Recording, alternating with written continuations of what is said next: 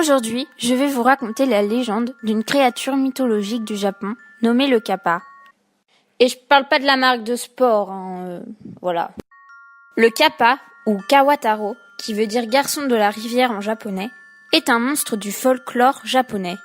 Il est décrit comme un génie ou diablotin d'eau. De nombreux Japonais pensent que cette créature existe réellement et qu'elle serait à l'origine de plusieurs choses malfaisantes. Cette créature ressemble à une tortue, anthropomorphe, il possède un bec et son crâne serait légèrement creusé, entouré de cheveux. Le creux serait rempli d'eau duquel les kappas pourraient tirer leur puissance. De plus, leur peau pourrait être de 3 couleurs différentes, jaune, verte ou bleue. Leur taille serait de 30 cm à plus d'1 mètre. Ils vivraient 100 ans.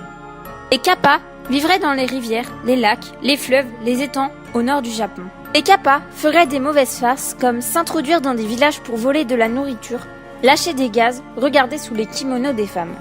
Ils noieraient également des animaux et des humains, kidnapperaient des enfants et violeraient des femmes. Ils pourraient également sucer le sang des humains. D'après une rumeur, pour attraper un kappa, il faudrait pencher ses fesses nues au bord de l'eau. Ils seraient alors attirés par celle-ci et sortiraient leur crâne de l'eau. Cependant, si la créature sort son bec de l'eau, elle ira aspirer les organes de l'humain directement par l'anus. Les kappas adultes prendraient plaisir à déguster les habitants du village en aspirant l'intérieur de leur enveloppe charnelle. La chair humaine est leur repas favori.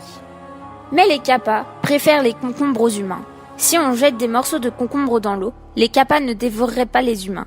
D'ailleurs, la passion qu'ont les kappas pour les concombres a donné à la cuisine japonaise le nom de kappamaki, c'est-à-dire un maki au concombre. Si on rencontre un kappa, il faut le saluer en version japonaise, s'incliner en avant, et il nous répondra en saluant lui aussi, car ce sont des créatures très polies. De plus, ça lui ferait perdre l'eau qu'il a dans le creux de son crâne et l'affaiblirait. De plus, le kappa joue au shogi, échec japonais, et parle en japonais. Dans de rares occasions, il peut être sociable et pourrait même aider des personnes. D'après des légendes, le kappa aurait appris l'ostéopathie aux humains, et c'est pour cela qu'il y aurait de nombreux sanctuaires dédiés aux kappas au Japon.